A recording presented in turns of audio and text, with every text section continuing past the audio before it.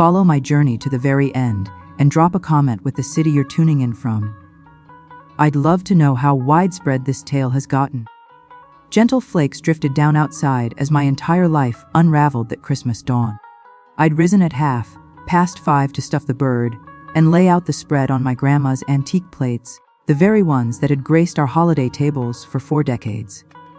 At 66, I clung to the enchantment of the season, nurturing a quiet wish that this time things might shift for the better. Zuri showed up around 10 with her spouse Marcus and my 8-year-old grandkid Jamie. Right as she crossed the threshold, I picked up on the strain pouring off her like steam from a kettle. Her mouth was tight in that telltale manner, signaling she was geared up for a clash. "Mum, we've got to have a conversation," she announced, skipping any hello. She passed Jamie his device and nudged him toward the den. "Go find a show to watch." My apron was still tied on, bits of dough clinging to my palms from the rolls I'd been shaping. "Could we hold off until the meal's done? It's nearly set, and I figured we might." "No, it won't hold." Zuri's tone sliced right through my sentence like a knife. Marcus fidgeted awkwardly in her shadow, dodging my gaze. "This has been brewing in my mind for ages, and I'm tired of faking that all's well." My pulse quickened. That old, recognizable skip I'd come to know whenever Zuri was priming one of her outbursts. "What do you mean, darling?" She let out a chuckle, but it held zero warmth. "Darling, huh? You believe you can keep up this sweet grandma act while undermining my household?" It stung like a smack across the face. "Undermining? Zuri, what in the world? You know precisely what I mean." She edged nearer, her volume climbing. "How you keep pushing to bond with Jamie, painting me as the lousy parent, because I refuse to let you cram his mind with all that talk of gestures and embracing differences." Each phrase landed like a strike. For weeks, I'd observed my grandson grappling with expression, spotting clues that echoed the kids I'd supported at the local hub. Jamie was unique, radiant and sharp in his distinct style. Yet Zuri wouldn't acknowledge it. "He requires support, Zuri. I've tried explaining. He doesn't need your kind of support." Her cheeks reddened, pent, a bitterness spilling forth. "You figure that because you attended a few sessions and picked up signing, you're some sort of specialist. You're merely an isolated elderly lady who won't admit her parenting days are done." Marcus chimed in at last, his words soft as a murmur. "Zuri, perhaps we ought to ease up. It's the holidays. Don't you start telling me to relax." She spun toward him, then pivoted back to me. "And the absolute worst. You've pulled this my entire existence, constantly leaving me feeling insufficient, like I required mending." I extended my hand to her, yearning to clarify. "That's untrue. I adore you, Zuri. I've cherished you forever. All I've done aimed to assist." "Assist?" She yanked back from my grasp. "You label it assistance when you second-guess every choice I make, those ozened. When you burden me with shame for not bothering with signs for strangers' children. When you make me seem like a flop, because I don't manage Jame as you deem fit." The space went quiet save for the faint holiday tunes drifting from the kitchen speaker. Jamie glanced up from his screen, his warm chocolate eyes round with bewilderment. He might not grasp the phrases, but the fury buzzing around was palpable. "I never aimed to cause that feeling," I murmured, my tone cracking. "I simply hope to aid your connection with him. He's finding it tough to express, and there are methods." "Here you are once more." Zuri's pitch climbed, jolting me. "Pretending you're wiser than his actual mom, smarter than his physicians, his educators, the lot. But enough, just cease." She raised her palm, and I caught a gleam in her gaze I'd never witnessed. Stark resolve. "I'm finished with this, Mom. Finished with your endless doubts about my raising him. Done with you leaving me sensing deficient. Done with you attempting to relive your days via my boy." Her next statement slammed into me like a gut punch. "Leave." I gaped at her, convinced I'd heard wrong. "Pardon." "Leave this place. Gather your belongings and depart. I don't wish you near my loved ones any longer." Reality spun wildly. "Zuri, you're not for real. This is my residence too. We've shared it for 3 years since Dad passed, I realize, and I've rued each moment." Her delivery was firm now, deliberate. "This property's under my title. You hold no claim to stay." Marcus advanced, appearing queasy. Zuri, reconsider your words, please. I've molded over enough. She kept her stare locked on me. I need you out by evening. Grab what fits and locate another spot. I turned to Jamie, my dear grandboy, absorbing the scene with those keen eyes that overlooked zilch. In that instant, it dawned on me he comprehended far more than we credited. He rose from the sofa and approached, slipping his tiny palm into mine. Words weren't his forte like other kids, but he pressed my fingers thrice. Our hidden signal, I love you. I returned the gesture, battling the sobs welling up. You've got 2 hours, Zuri stated, her tone empty, as though the rage had ebbed away. I'm heading with Marcus and James to his mom's. Upon return, expect you vanished. They abandoned me amid the kitchen chaos. I bobbed my head. Once immersed, you discover what's been overlooked, the wealth they offer if you master the art of hearing them out. Emma pulled at my arm and signed, will you vanish like the rest? The query struck hard like a thud to the ribs. This lovely child had come to anticipate desertion. No, I gestured firmly. I'm staying put. A transformation flickered across her features. Optimism, or the faintest spark of faith. Post-meal, Darren directed me to my quarters. It surpassed any sleeping space I'd known, complete with private bath and a cozy nook by the glass pane. Pays $1,500 weekly, he noted, lingering uneasily at the entrance, including lodging and meals naturally. Does that work? $1,500 each week. I masked my stun. That's incredibly kind, I uttered. Emma hasn't grinned in 90 days, he added softly. At supper tonight, she beamed half a dozen times. I tallied them. He paused briefly. You've restored my girl to me, Geneva. No sum could match that. Once he exited, I settled on the mattress edge, absorbing the whirlwind day. Dawn had seen me prepping holiday fare for my kin. Evening found me in this estate, tending a young one who relied on me, unlike my own child ever did. The ensuing days settled into a pattern. I'd rise with the sun, whipping up morning eats for Emma and Darren. She'd babble via signs across the table as her father observed enthralled. Then he'd head to his job, leaving Emma and me to our hours. She thirsted for knowledge, closeness, all she'd lacked. We delved into tales, enjoyed activities, tackled riddles. I introduced fresh gestures, she revealed her universe to me. By day 3, she probed the gloom she detected in my stare. What's making you blue? She signed over midday treats. I wavered. How to convey to a child that those meant to cherish you can wound the fiercest. I parted from my relatives. I replied in motions. It brings sorrow at times. Why the departure? They failed to grasp me like you do. Emma nodded wisely, as though it clicked perfectly. Certain folks lack the vision, she gestured. But you perceive me. Indeed, I sign, emotion choking me. I do. At night, upon Darren's return, Emma dashed to him with a vigor anew. She motioned wildly, recounting our adventures. Darren strained to keep pace, his signing confined to basics. She's describing the tale we explored, I interpreted. About a tiny bunny gaining courage. Claims you're showing her bravery too.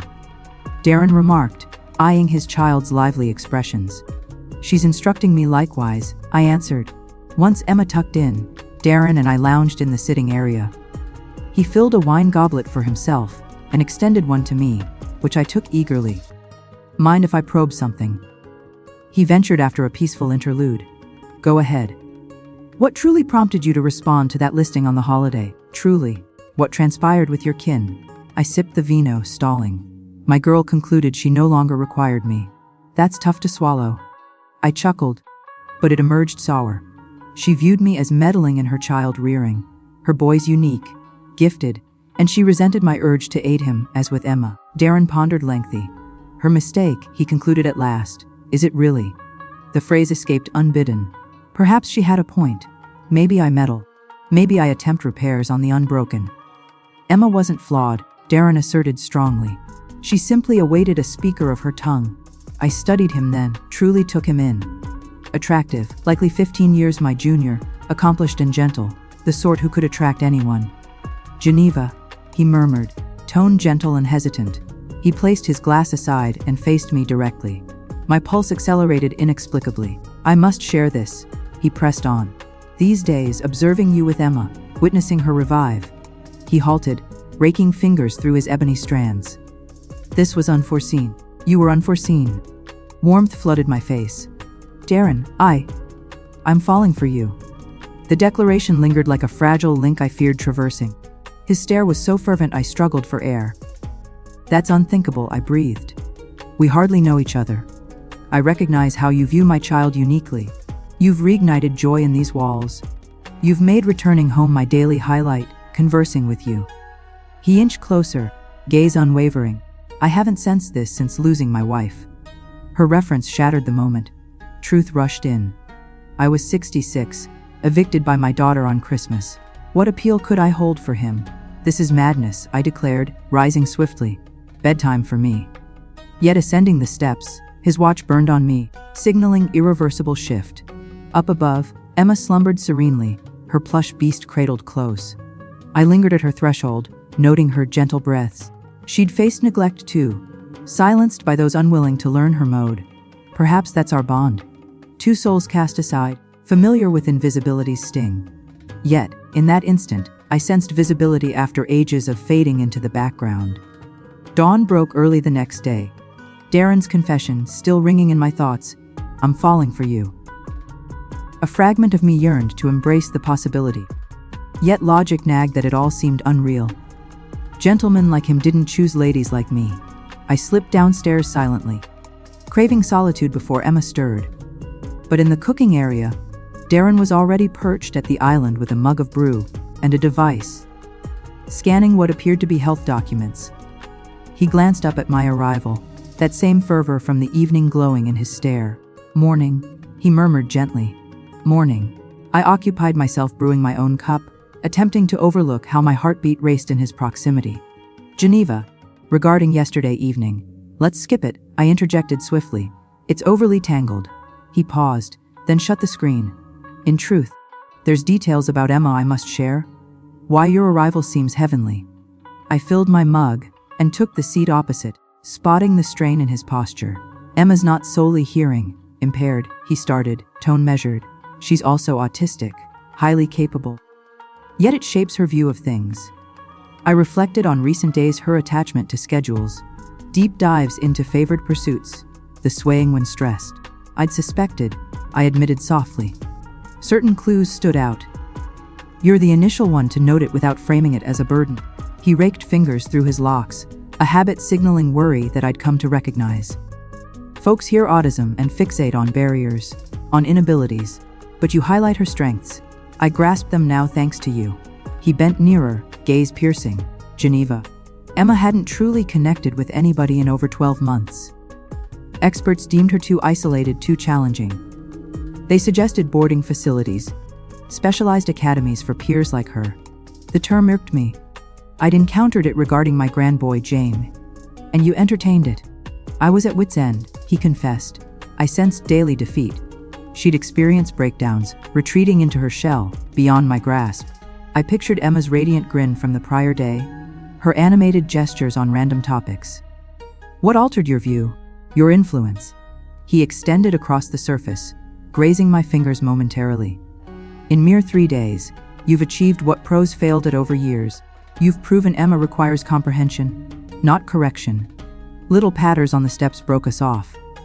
Emma emerged in the entrance, clad and clutching her plush toy.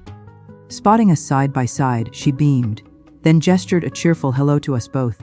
Observing her settle on her preferred seat and motion about nighttime visions, a known pang hit my heart.